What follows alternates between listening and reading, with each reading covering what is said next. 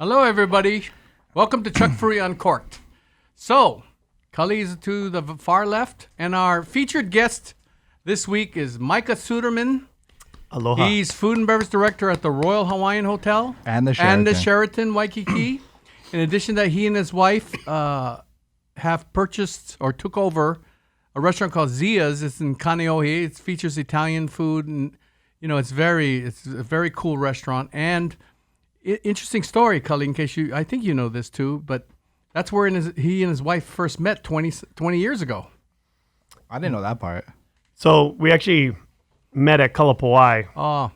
Yeah, but same family of ownership. I worked at both. So she was table 51.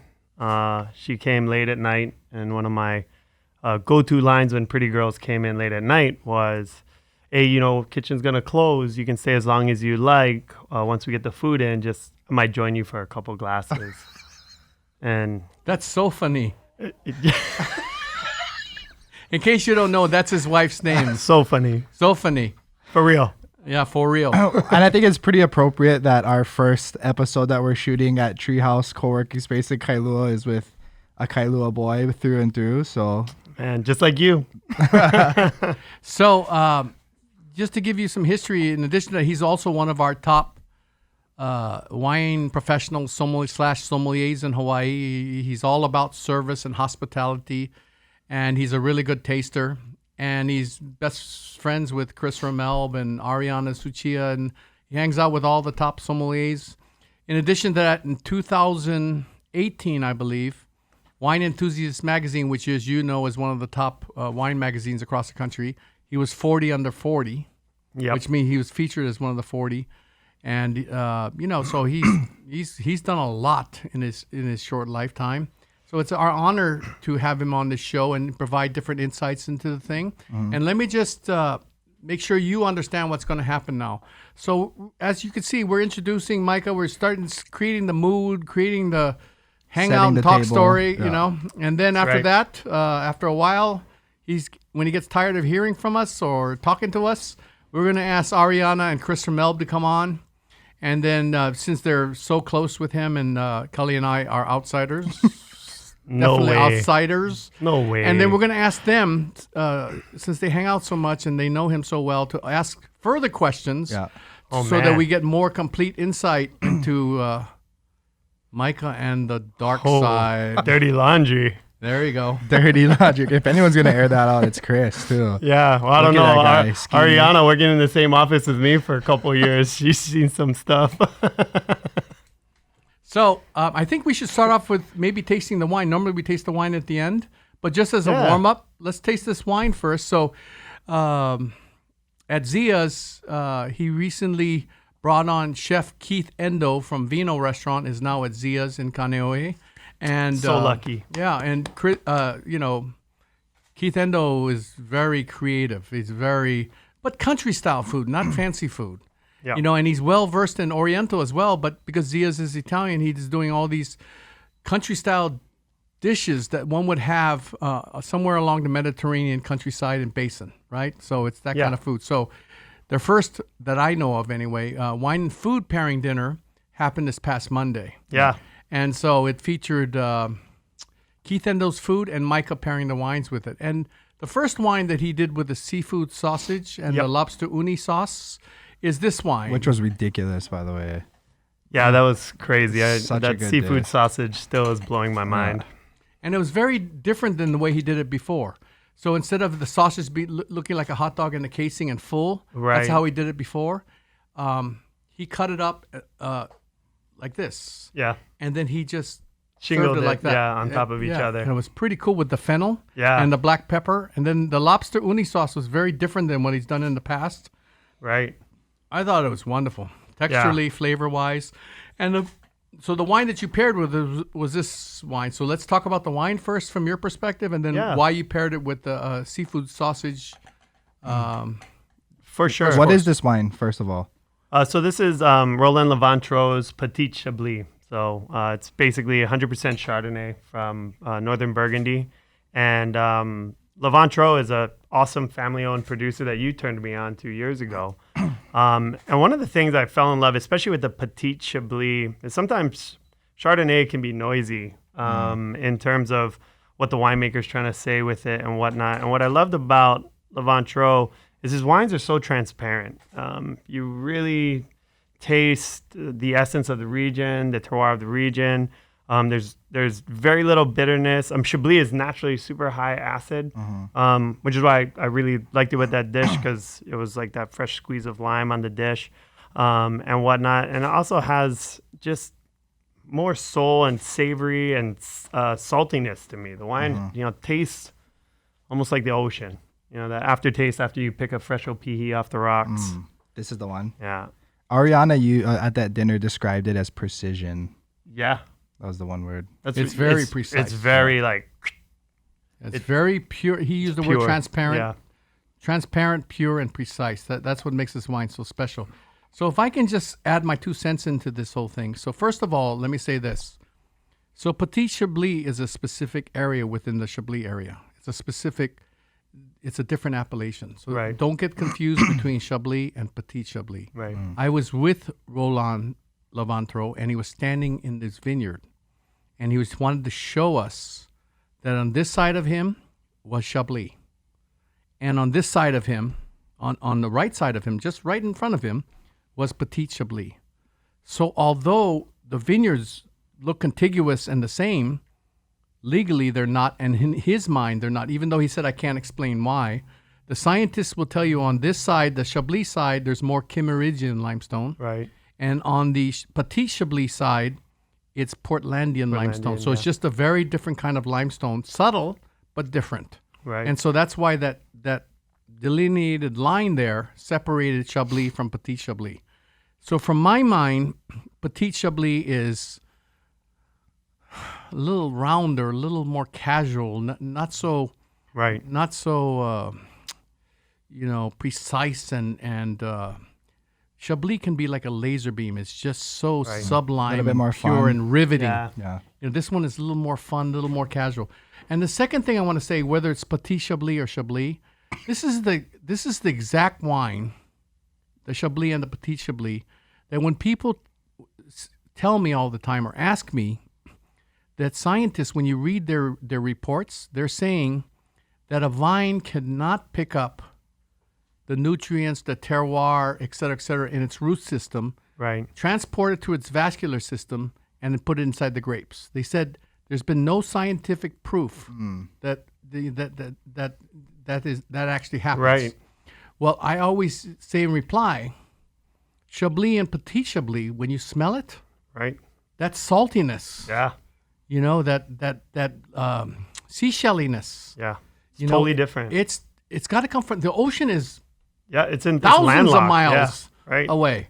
So it's got to come from the soil, in my opinion. Whether it's on the leaves or it's on the grapes itself, I'm not sure. Right. But it is soil driven, this wine. And the point of the story is there's no other wine like this in the world. You could smell a Chablis.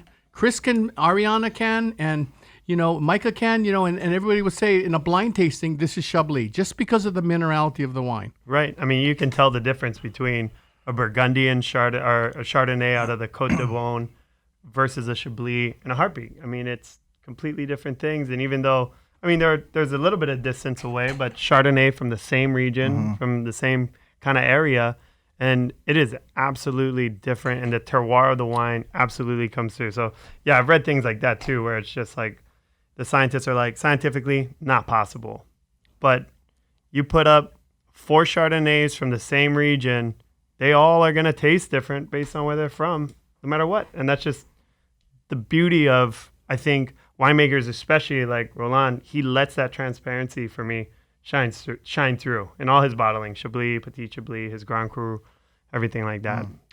So Cully, what are your thoughts on this wine, just from tasting it? Well, I'm tasted it at that dinner as well, so it's pretty fresh in my mind. Definitely the limestone comes through. The high acid makes my mouth salivate, getting ready for the next bite kind of deal. And you'll see that when you did it with the dish, so first of all, the seafood sausage is essentially lobster, scallop, and shrimp, right, and made into a casing. And then he cuts it vertically after it's been cooked, right? Yep. Okay. So this wine acts like a squeeze of lemon, number one. Number two, because of that seashelly, briny, salty essence that you have in the wine, it further uplifts and melds in with the flavors of the sausage. And then you have that lobster uni sauce that was a little more butter than he normally does. Yeah, it was definitely richer than And so it was what he normally does. Wow, man, it was magic. And it had a slight spice to it. So what is the alcohol percentage? Oh, this on guy? this? I would say it's probably 13.5. Yeah, it got to be around 13.5. I look on the back. 12.5. 12.5. Even less, yeah. Chris is over there shaking. Yeah, guys. Yeah, guys, get with pay it. attention. I would have known this Get with already. it.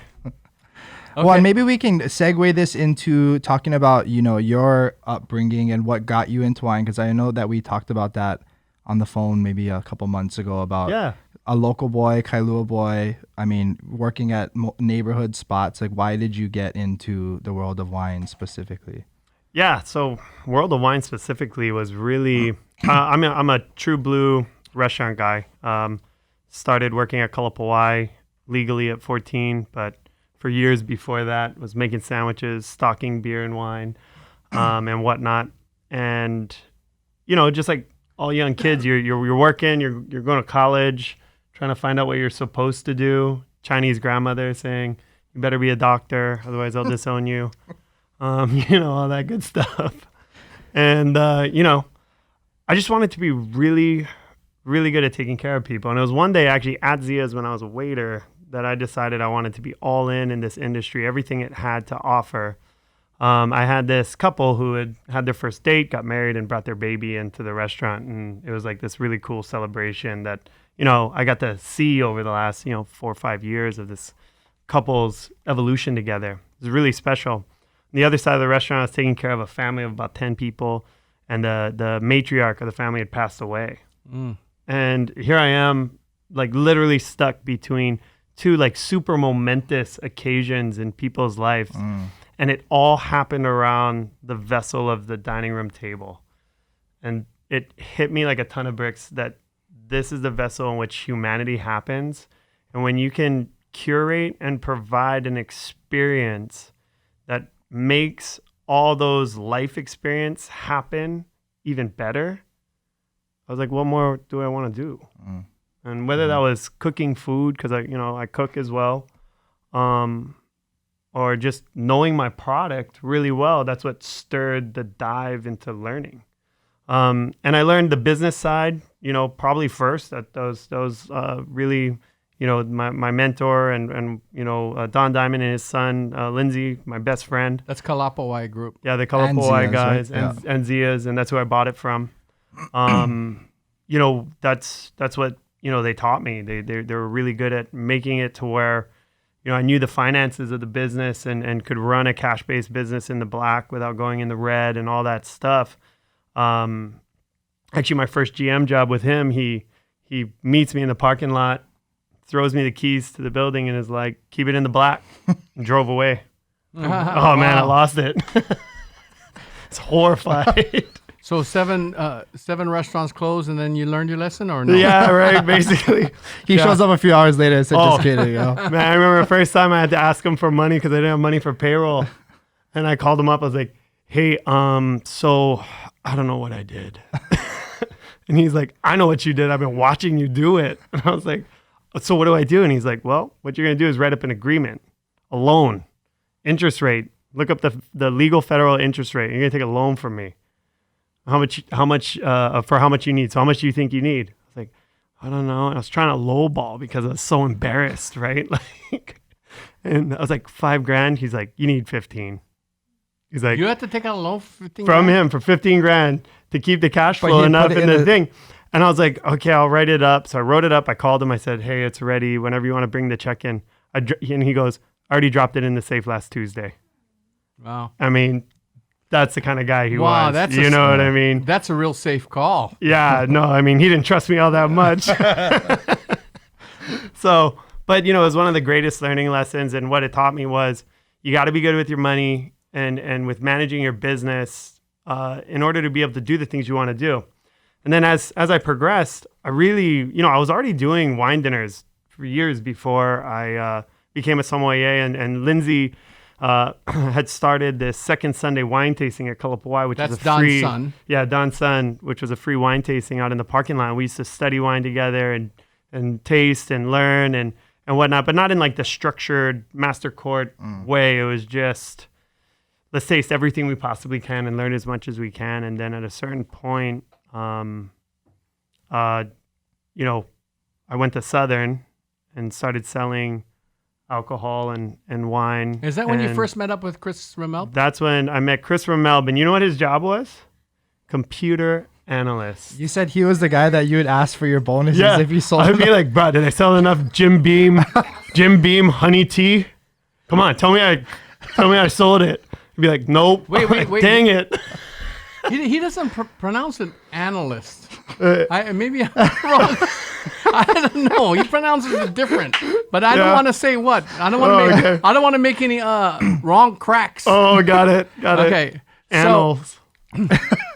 So then, So that's how I met him, and I was super impressed by Chandra. him. And Chandra, and Aaron, Sean, and the crew over there. And I remember all of a sudden, you know, the manager came in and was like, "Hey, so Chris Ramel passed his certified sommelier exam, and he got the top of the class." We're like, "Who's that?" No, I'm just playing. I still say that. You know, right? So there was a day when you could say, "Who is Chris Ramel?" and people wouldn't know. Now he's a household name. Oh, now he's a household name.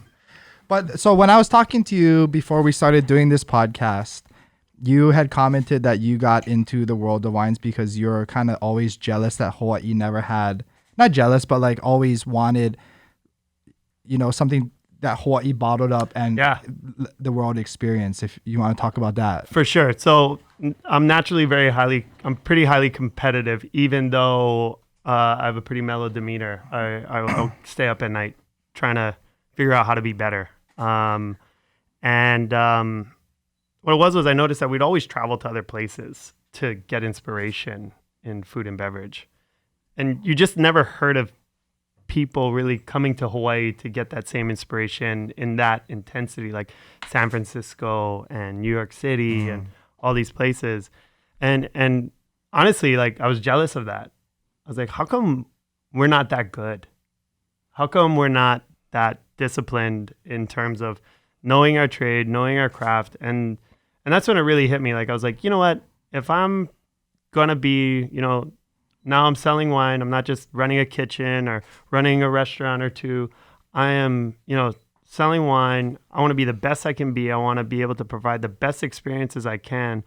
But I want to do it, though, with what I feel Hawaii is best at. And that is the Aloha spirit, which to me is the same thing as what hospitality is, which is why it was so frustrating. I'm like, how are we children of Aloha not the beacon of hospitality to the world? And it would throw me back to the stories you used to tell, right? Of, you know, this time, this magical moment in time when you had all these great, you passed your master's exam, you had, you know, Mark Shishido and Kevin Toyama and Marvin Chang and Richard Field and all these guys just going for it.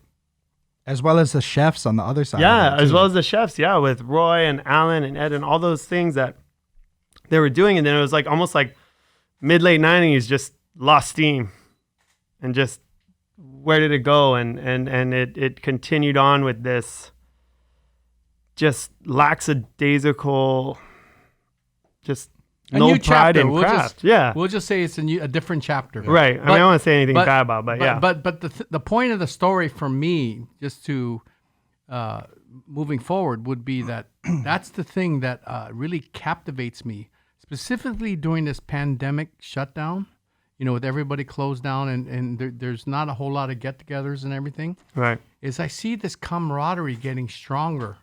That's true. You know, between a core of sommeliers like Chris Ramel and Ariana Suchia and yourself. And, you know, there's a whole list of them, Taro and Sang, and there's a whole bunch of you young sommeliers. There's a whole gang of you throughout the islands, as a matter of fact. And the thing that's the driving force that I love is the fact they want to represent Hawaii. Yeah. And not only ensuring that we can be world-class and we can provide world-class experiences culinarily as well as wine-wise, But most importantly, I see this real concentration and focus on hospitality as well. And I think that is a huge thing that I feel proud to be from Hawaii and witness all this stuff. Because normally I'm working, I never get to experience what everybody's talking about. So now that I listen to these guys talk about these things, and we're sitting in the middle of a park, or we were at Ariana's wedding reception, 10 of us, or there was only 10 people. I wasn't sure there was only 10 people because of the pandemic, or Michael just didn't want to spend the money. But anyway, that's another subject. Yeah. But I just want to say that, to see all this love and it's all centered around, the craft and hospitality and everything. It's very refreshing to me, very inspiring to me. I absolutely agree. I think that there is a really cool thing happening right now. With the young sommeliers, whereas there's a absolute pride in your trade and craft. It's one of those things. When I told my popo I was going to be a sommelier, she was like, "What's that?"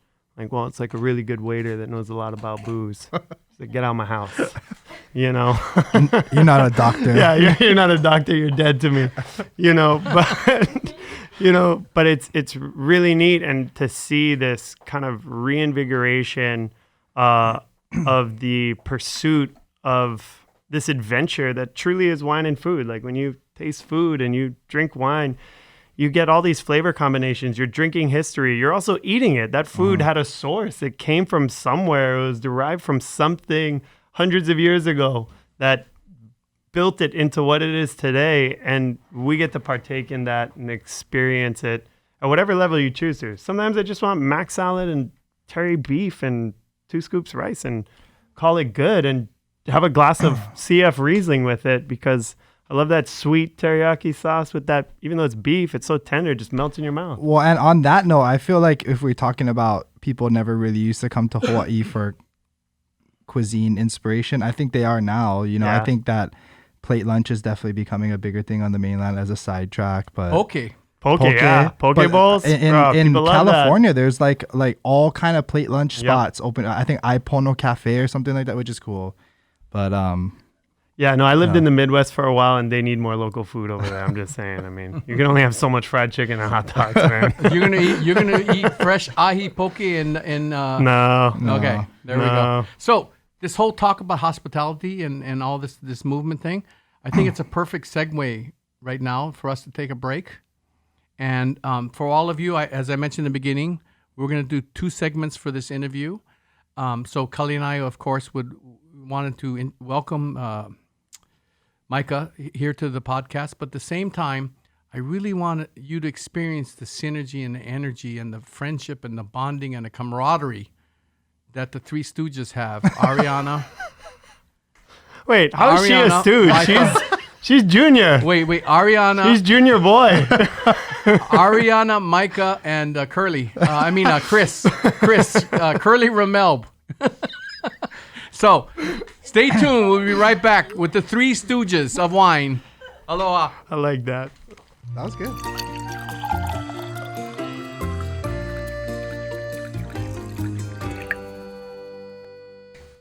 Okay, 1, 2, go. 3. Ariana, the supervisor. She always keeps me organized. I mean, I just want to make sure you keep eating lunch. That's my main thing. I know, it's a my struggle. boss forgets to eat lunch. I feel like I got hired just to remind him to eat lunch. You're really good at it, though, so I appreciate it. I got one job. Yep. Welcome back to Chuck Furuya Uncorked, but instead of Chuck Furuya, we have Chris Ramel. They kind of look alike. That's right. And so we're going to continue our episode with Micah Suderman. And as you know, Chris Ramel, I have heard this numerous times, but these are my 2 wine dads. I have, look at that. That's cute. I'm gonna cry. You can just say wine parents. I'm definitely Wine the father parents. figure. I just want to tell you. Chris is nurturing. That's He is why. definitely the He's very nurturer. nurturing. He's the nurturer. I take care of the emotional side. Yep. And I just grind them. That's it. I have 2 grandfathers as well. Besides right. my biological, I have my wine grandfathers, which is Pops Chuck Furuya and Mark Shishido, 2 Yoda spirits in the wine community. So Absolutely. I'm the baby. Yeah, you are. You are. I actually wanted to talk about this because I was listening to you, Cully, and Chuck speak, and it just reminded me of when I was first starting out in wine all those years ago when I was a wee little one. Basically, you guys started teaching me about wine, honestly, because I was a bar porter at Alan Wong's, and I think Erin Schoen, God bless her, she forced you to be my friend, and True story. She did. she strong-armed for me, for you guys to help me learn about wine. They set up at no charge, mind you, and this is saying a lot coming from two pocket Asian guys. Super poor too. Yeah, We were like, super broke. Especially then. Oh, we were so poor. bro, So seriously. free 99 wine Free. classes, bread and butter, early mornings. I would Yep. show up in Hollywood my Joe's. Oh, you should have seen I what had- Ariana used to wear. My Hollywood God. Joe's. I had bread and butter. I would wear my sweatpants and oversized Star Wars t-shirts. shirt. Yeah, and I they was like, didn't who's this homeless girl walking in here? to learn about Like, fine what? wine. She was, just Texted looking, Aaron. I was like, what the hell? she was looking for a quick drink. Yeah, right. That's what it was. Long story short, they didn't turn me away. But it's really funny No. because our first lesson was Chablis, believe it or not. That's right, because you came late to the no, class. I didn't. No, you were late in the game to the Oh, class. okay, I That's was, why I Aaron was, had I the was. strong arm. I Yes, was like, yes. she called me and she's like, Micah. And I would say yes to Aaron because she was my babysitter and handler for the most part. She would describe me as her Great Dane puppy because I'd just run through accounts and destroy the about right. place. But Yeah. everybody liked me. So, that was always good. But she called me. She's like, Micah, I have this girl. She used to babysit you, if I remember Yeah, we're like properly. old-time family friends. Yeah. And she was like, can you accept her in the wine class? I was like, no. We're full We up, we girl. already, we had like, I don't know, 20 students already. Do I need to test in? We had Oh my already God. like gone through like French wine law and Bordeaux. And she Mm-hmm. was like, yeah, if you could do it. And I was like, well, I can't say no to you. So, all right, just you better keep up. And you more than kept up. Well, to be fair, when you show up for Chablis, it's one grape. Chardonnay. I just remembered Chardonnay. Yeah, but the other guys couldn't get it. That was the problem. So you were a shining star from the get. It was a great class, and I would like to say that's like a real collaborative effort. What made you guys actually think about making that class? That's a great question. But you know what? You talked about it, and it's free, right? Like we do it for free, and you teach like how you were taught. Yeah. So like we came up with wine's expensive, Super Yeah. and like expensive. learning it not like the value wines that we drink normally, right? Because we drink wine every day, right? We have those go-tos, but learning about wine and studying it in that capacity costs a lot of money, and we wouldn't have the opportunities if people like Chuck, but also people that we met along the way for like Yeah. in different dining experiences and everything. Like Hawaii Just is a like chance, right? right, Yeah. like just save us an ounce, like bring in corkage, save us a little bit, like. Yep. We know how important that was. So like it was, I don't know, like it's just like paying it forward. We didn't even think Yeah. about it. It really was just this thing of, what is, I think for both of us, hospitality means more than just knowing cool stuff about beverage and food, but it's really the essence and spirit of it. So hospitality is aloha. So how am I going to be a true craftsman of aloha if I'm not extending services to help other people to achieve what they want to achieve, right? Like you said, it doesn't start and end when you clock in on the floor. No. When your shift Oh, starts. absolutely, Like, right, yeah. if you're not like that, if you're not about if you're not that, living it, right? Yeah. right. then get out of here. Totally. Like you said, we're not, we don't want to accept you in Hawaii if you're not about that kind of stuff. Absolutely. And I think it was just wanting to pay it forward. Yeah. Without guys like Chuck and the list is huge. Oh, huge. I mean, we could sit Warren, here and do yeah. Warren. People that are no longer with us, even yeah. like Pete Thompson, Pete like, Thompson, like just Leland Nakakura. I Yeah. mean, just wonderful people who are true hospitality at heart and All they would have wanted was for you to learn and then pay that, right? Like teach that, right? drinking wine alone sucks. yeah, Like, it's it's- way better with people. That's why I fair. drink beer all the time. Like, drinking Because wine it's with cheaper. people. Yeah. Because you're not charging money for wine classes. yeah, That's for why. sure. Right? Yeah, that's I all we don't can afford to monetize that. drink. No, but you talked about it, and actually, like Micah, you were the first class that we like that That I you had. did, yeah. So like, Ari, you brought up mentorship, and Mm-hmm. and it's so cool because like Micah's been doing this forever, but like, Oh, you old or what? Oh, he's so old.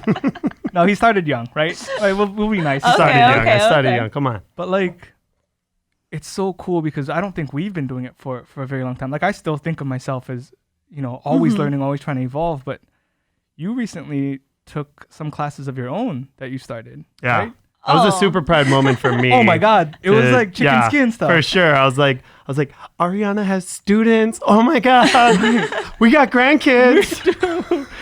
And they're That not makes you feel old, right? Yeah, right. and they're not all terrible. No, not all. So what does that mean to you now? Like, what are you learning as, because like, like, let me tell you, like, the first ones you get don't turn out that good. Don't worry. She came to the office and was like, so just so everybody knows too, Ariana works with me at the Royal Hawaiian, and she's the Boss figurehead of the Azure restaurant, the iconic dining spot at the prestigious Royal Hawaiian. Shout out Chef Shingo. I Yep. just hang out there. I like your branded shirt. It's I know, well done. very pink, very Royal Hawaiian fresh. Yeah.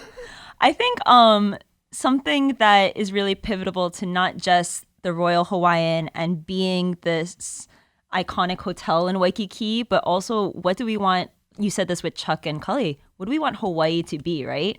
And it doesn't matter age, because obviously I put the Gram and Gram Som. There's people that are getting into this who are, in later years, and they're like, hey, I just want to do this for fun. So it doesn't matter what age you are. It doesn't matter how much you know to begin with, but let's just try it out. Let's learn something. It never hurts to learn something. So for me, obviously, I took notes from the two of you in starting my own wine study group. And Oh God, sorry. Yeah. Pretty But- bad example. But for the viewers, honestly, I took your model. It was, let's do mock exams, right? Let's practice. You guys both know me very, very well. I am one of those pressure, overthinker, anxiety people, especially in exams. And let's make sure that we are paying it forward and giving people these experiences Right. to actually feel pressure on the floor. I don't know if I can tell this story, actually. You can say whatever you want. Okay. I mean, it's not my podcast, but This is Chuck Furuya Uncorked yeah, after sorry, Chuck. hours. Sorry, Cully. Like we did, yeah. To anybody that's listening right now, apologies. Yeah, Apologies. apologies. It's on. As he So- grabs another glass. As Sure. you guys know, I took Chris and Micah's tutelage. We had a little study group, and they trained me for my certified exam. And I think you guys can safely say I was very anxious and I was very nervous. I showed up to Micah's house the morning right before going into certified, pacing back and forth, Yeah. and literally trying to recite the 13 grapes of Chateauneuf to pop in my head, trying to go through all of the growths of Bordeaux. And everyone is over there, calibrating for Sancerre acidity, da-da-da-da-da. And Micah was just like, girl, and he brought out a shot of Grey Goose. That's right. I forgot about that. And he just said, you need to chill out. Yeah, give you a shot. It was like 7:30 7:30. in the morning. I don't know if this is kosher, but No, it's honestly, I just needed someone to say, you got this. Yeah. Whatever you know is already in your head, and you just need to be confident in yourself. And that was something that I carried with me, not just because, you're telling me to hang loose with the goose, but it was because you were so confident that I didn't need to cram. It was already 100%. there. So whether it's going up for a competition, whether it's going up for an advanced exam, whether it's just going on the floor and talking to a difficult guest that I might be challenged with the information that I have, it's there. Just do your best. And I think that's the epitome of what mentorship was for me. Just believe in yourself, because sometimes you need people in your corner. No, 100%. And I don't think, too, people understand with those exams, too, how much pressure. I can't tell you, how many things have you studied, and in the exam setting, someone asks you, hey, so what kind of cognac do you have? And you're like, I don't remember a name of a single cognac in my brain. Like, you just forget. Even You're though you like, just drank brandy yeah, last night. Exactly. Like, you just, whatever. But no, I mean, that's the thing. Like, one of the things that, I've always admired about, what you both do is, this dedication to the trade. You know a lot, but the levels of humility and it's you're not knowing a lot to know a lot to lord over people. And I think that's one of the things that, I naturally kind of rebel against within the som world and the perception of the som world of being That's your this. Kailua Boy coming out. I know, right? I can't help it. Like, I just. No, but we love that. Yeah. All You can I take want to the be boy. is a little sandy. I just want to eat garbage food and drink really good wine. Maybe some fine wine and that's all local grinds. Yeah, fine wines and local grinds, But it's just, but you have the skills, the knowledge, and you keep perpetuating it. And that's the coolest thing. Like, this is the one thing you can do every day and have a new experience, right? Like this Petit Chablis for me tastes different right now in this room with these people. And you can talk about the terroir of the wine, but also to the terroir of the experience in which you're enjoying it.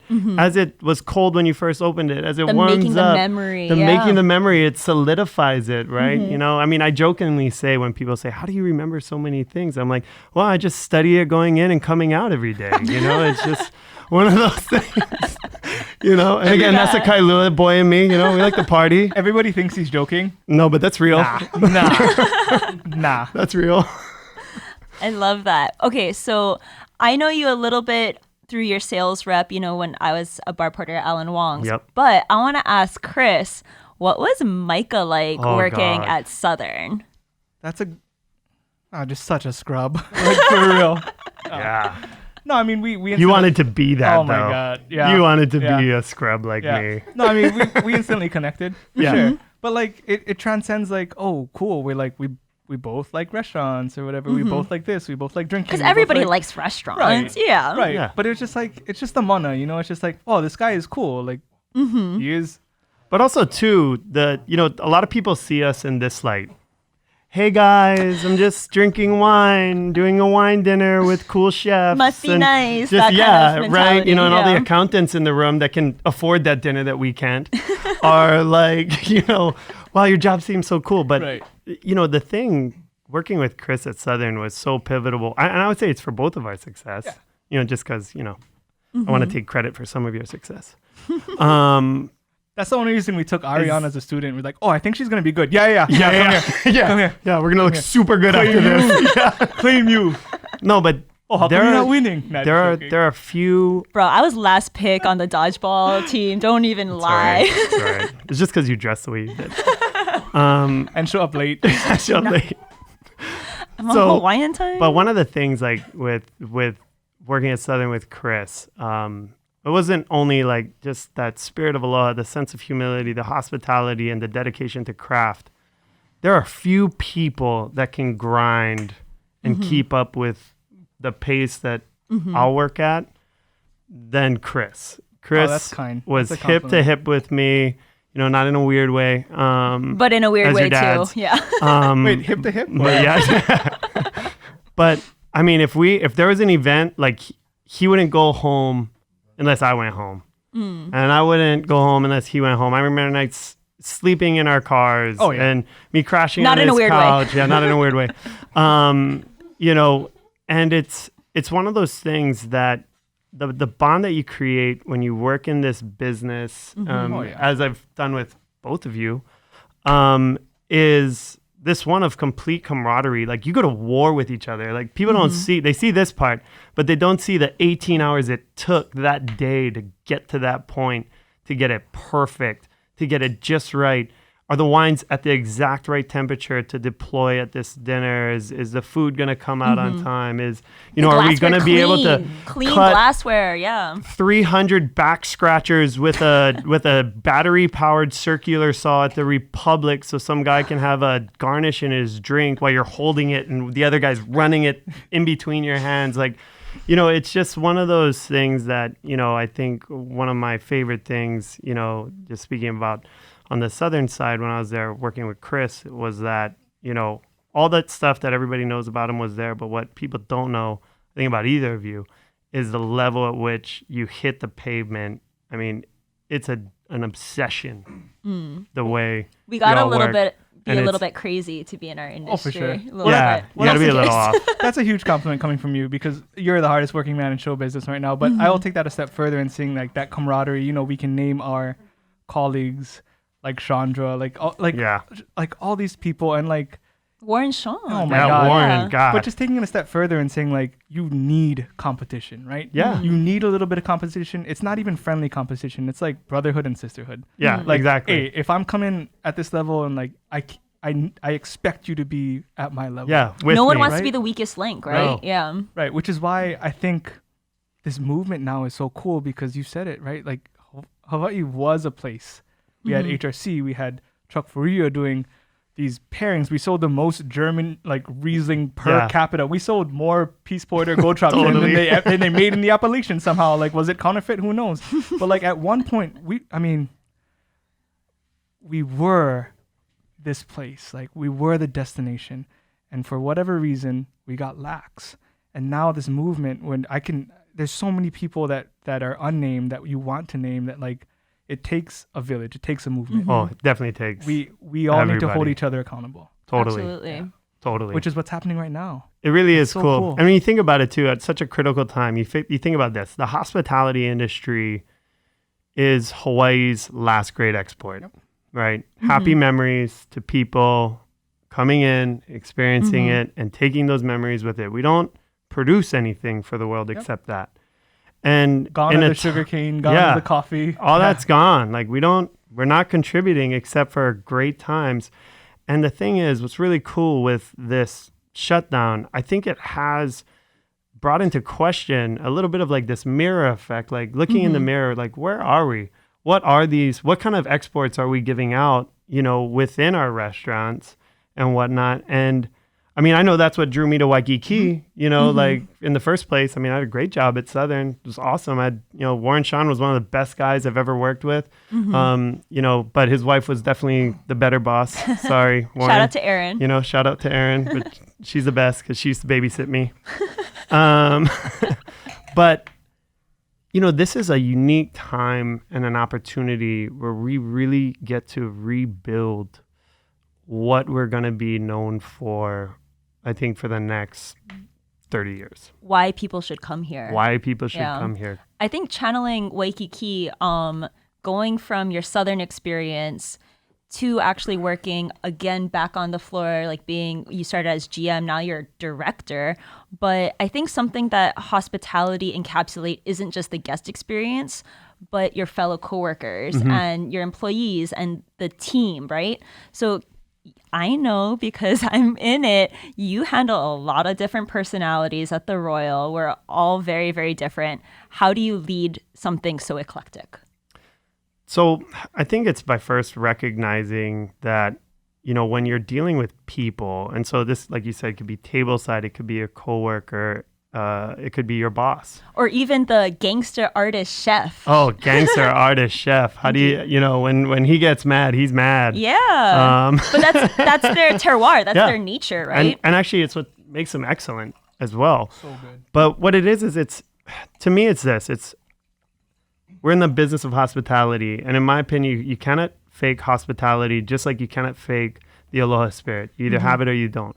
And you can develop it if you choose to deal with yourself to some It's degree. like a I do muscle. You believe keep it's a working, muscle, yeah. right? And so to me, one of the things I think about before I engage anything is how can I do this to where this person feels stoked for doing this for me? Right? How do I make them feel good about what they're doing? Because you think about it, how many people out there just hate their job, just going through the motion, just monotony. How great would it be if they were like, you know what, this means something. So I try to first make people feel like it means Something something bigger to than them. themselves, Exactly. too, right? Like you're Yeah. doing something more than just making sure I have computer access to my POS system. Like, because of this, people are going to be happy. The company's going to make money. Like, but how do I do that? It's really just discerning that people speak different languages, just like at a table. You see a Japanese guest sitting there, they're going to want a different style of service than what, the couple from Illinois is sitting right next to them. If you try to cookie cutter your approach with dealing people, you are going to hit well with some and miss hard with others. And I think treating people that are sitting at my table and in my chair the same way I would treat either a manager that works for me, a waiter that works for me, it has to be the same. Like they're just as valuable. They're just as important. And even though sometimes, the stuff that sometimes we get dealt with in the hospitality industry, I'm sure even you with different buyers and their demands. He's got the whole gambit. They're all good. Yeah, whatever. Okay, salesman. I love all of them. Yeah. I love all of them equally. I'm glad your lying has gotten better. But it's just, you really can't treat people different. You have to treat people differently that speaks their language. You can't robot it. You can't robot. And you can't put it on autopilot, which is exhausting, but also incredibly engaging. And that's a conscious effort sometimes too, because you can live hospitality, but you need to individualize the experience, right? Yeah. Absolutely. And it doesn't matter what it is, right? Like, it doesn't matter who, what, whether it's your family, whether it's... Because how can I go and be hospitable on the floor to a customer when I was a jerk to my kids? Oh, yeah. Right? Like, that's going to be a false sense of hospitality at that table. And it's constantly putting that check. And, what really inspired me, and I shared this, with Chuck before, and what made me want to get back into the floor is because I missed the point of consumption, one. Like, I love this spot. And I love seeing people enjoy that spot. It's my favorite. But I went to the advanced class out in Dallas, Texas, of the prerequisite for taking the exam. And Bobby Stuckey and Yunha did a Masters of service the class. Floor. Masters of the Floor. And the way they moved, the way they talked, and the first thing that Bobby Stuckey asked the class was, all right, everybody, so quick poll. When does service begin? And everyone was like, at pre-shift, when you walk in the door. 5 o'clock. When you do this. 5 o'clock. And First seating. he just, yeah. Some people, second seating. Yeah, by second seating, I'm warmed up a little bit. Yeah. But he was like, everybody's incorrect. If you even have to think about when to turn hospitality on, you're in the wrong business. And that, man, I loved that so much. Because it was the very thing, the pretension of being a sommelier, it was the very thing that I don't like about it. Yeah, it's not when you put on your suit. No, and it's not about knowing more than anything. Can you imagine, like, if a doctor talked to you, like some wine professionals Aloha talk shirt. to you? Like, you're just like, man, I think I bumped my elbow. And he's just like, well, that part of your body is actually called blah, blah, blah, blah, blah. And what you did was you probably cut this nerve. I mean, you'd be like, shut up. Give me 2 Tylenol and I'll call you in the morning. Leave me alone. Why Rub you gotta some make me dirt feel in it. dumb? You know what I mean? Like, and that's what a lot of them do. And I just hate that, So Micah should go to the doctor more. I think that's what we learned. True story. I don't know. You need to take more naps, more siestas. I am trying to sleep more than I usually do. So 3 hours a night now. Yeah. Yeah. I mean, we're like, it's fun and games right now, and we're having such a good time. Yeah. I'm like so stoked hanging out with my friends Totally. again, like normal, but like we're literally fighting for our lives in the industry right now. Right Like, now, what keeps you going? Like, what's the motivation? The motivation is the preservation of it. I truly feel like if we lose hospitality in Hawaii and it doesn't come back, what are my kids gonna do? What are my grandkids gonna do? Are they gonna be able to live here? Because it's That's the why last you fight export. so far. That's why you fight, right? Like, yeah, absolutely, and it is. It's absolutely, especially in the hotel setting. We have 2 hotels. It's over 2,200 rooms, right? That people come. Premier spot in Waikiki. Oh yeah. I could really care less about all that, except for the fact the volume of people walking through those doors are so vital and so important. And I think, like, if I could share with anybody, anything, is how valuable these people are. And I tell it to all the staff, whether I'm talking to my breakfast restaurant, that used to do buffets, or Azure and the elevated dining we have. Everybody needs to leave this restaurant feeling like they just left Tutu's house. no matter how much they spend. No matter how much they spend. They have to have that feeling. They have to have that experience, because that is why it's the people of Hawaii. There's plenty of beautiful places in the world, but it's the people of Hawaii that makes it so special. And it's just synonymous with what hospitality is. And if we just show that, as an industry, if every waiter showed that, embodied that, and you don't have to be from here. Yeah. Embody that spirit. How many people have you adopted into your family as your ohana family that aren't from here. I mean, Dane Tuzio, right? That ugly sales rep from Southern Wine and Spirits. Dave Newman, right? Yeah. Dave Newman. He's not from here, but that guy embodies the Aloha spirit. Dave Newman's handsomer than Dane Tuzio, but, I just want to make sure that was clear. Some of our leading bartenders, leading bartenders, guys, Kyle Rudner, not from here. But then you know, Ackrell. Yeah. I mean, those guys exude hospitality. They exude the Aloha spirit. They have pride and they care about every single guest, every little detail. Going back to what Chris said about raising the bar, right? Literally. No pun intended. We have an event called Raising the Bar. Nice Always plug. be plugging. Nice plug. Always be plugging. No, but yeah, it takes a movement, right? We're all holding each other accountable, which is so cool. And It's just fun. pushing it forward. I would like to say, so you started at Zia's Kalapa Y group, bussing tables, serving tables. Yep. And then you went on to do all these great things, 40 Under 40, another plug. But now that you're full circle and you're actually owning one of the first places that you started out in, what's your advice? Like, what is your advice to the next busser you hire that wants to do this for the long haul? Can I take this a step further? Because like I love Micah Suderman advice, especially like right after that. Like that was amazing. But like we always talk about like we always look at the next generation, right? We always look at who's coming up. Like what do you tell that Grom that's working? But like what do you tell their colleagues? Oh, like yeah. if you could, without any hard feelings or without any like anything bad, like what would you tell their colleagues? Pep talk to our industry. What would you tell the people, like your peers? I would say just don't forget the beauty of picking up something great and doing this and then sharing it with your fellow man. Pure enjoyment. Pure enjoyment. That's what it all comes back to. It really does. And I think it's easy in this business to get jaded by different things. We deal with tough customers. We Long nights. deal with, yeah. You have a customer yelling at you on the floor. Chef is throwing a fit in the back. This server. You have inventory forgot. afterwards. Yeah, right. I mean, it's easy to lose your way in it. And I think that making sure you continue to share why you love it. It's a long-term relationship. I mean, I joke with my cousin who's also in the hospitality industry. He runs the Halikoa Hotel. Shout out to Jesse, right? Yeah, What up, Jesse? Jesse Suderman. But we always talk, we always laugh, and we love. There's few people that I love sitting and just drinking the worst alcohol with, a full case of Natty Ice, and just hanging out on the beach with. But Sponsor we always us. laugh. We're like, we've done this forever now. Between, I started 24 years ago in this business on the books. He's been doing it for 34 years because he's 10 years older than me. You just want to get that in there. Yeah, make sure.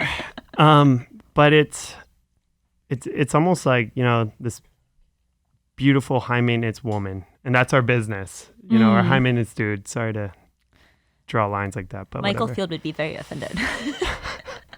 He is your beautiful high maintenance man. But Cheers. it's demanding, it's a beatdown, but goddamn, it's pretty and it's damn fun. You and told at the me it was end like of the dating day, a model. Yeah, it's dating a model, man. When you get in this business, you're dating a model. And I think for my colleagues, I would say don't forget why you fell in love with it and continue to enjoy it The and beauty of continue it, studying yeah. it, regardless of how long you did it. Chuck is so inspirational to me because, you know what? That guy just continues to be inspired. I remember when Vino closed, when it was in its old spot, and they were reopening across the street. And I just remember thinking, I shared this with you. I know exactly. I remember telling you, just like, I want to do this till the day I die. If even when you're supposed to be retiring or checking out and just enjoying the rest of your life, you're like, nah, this is way more better. fun. And I am so stoked on this. Like the passion, the excitement, where most people I'd see, I mean, my dad, is same age. And he's like, I'm done. It's baseball and Tap out. beer until I'm done. There's nothing left to do, But then you see Chuck and it's this. Work isn't work. It's not work. It's remember why you do it. Remember why you love it and share it. And for youngsters, like guys coming up, it's just number one, it's remembering who you are and where you're from. and sharing that experience that you had as a kid that your family gave you. And then if you work super hard and if you put in the time and you grind and you grind and you treat people with respect, You can and end dignity. up like Micah Suderman one of these days. Oh, I'm so proud of you. well, I'm I proud am of you too. guys. Let's cheers. I'm Let's proud of cheers you to guys. that. You guys sorry are to amazing. cut you off, but, like- nope. I get it. You could be Micah Suderman No. if you work really hard. You could be better. You could be better. So with that being said, guys, cheers to being Micah Suderman. All of us can one day dream. Love you, brother. Cheers. How You is guys that? are so sweet. Oh, how do I end it? Oh, and that's all for this time. That's a wrap. And that's a wrap. We're gonna open one more bottle. Okay, bye. I don't. Cheers. Cheers.